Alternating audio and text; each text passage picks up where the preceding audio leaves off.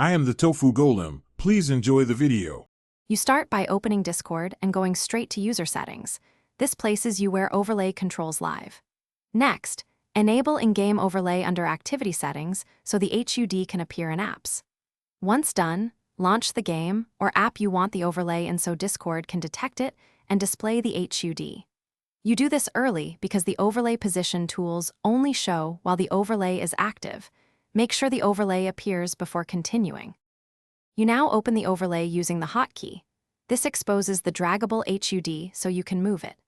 Click and hold the overlay frame and drag it to your preferred corner or specific spot. Moving gives immediate visual feedback, which helps placement.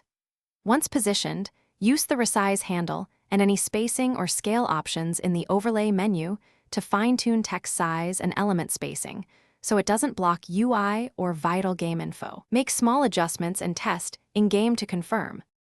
You finish by closing the overlay and restarting the app to confirm the position persists.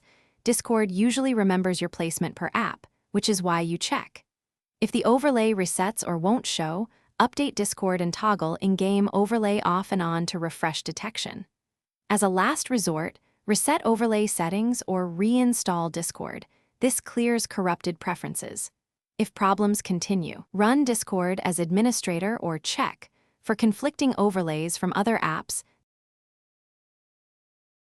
Thanks for watching. Consider subscribing if we helped you today.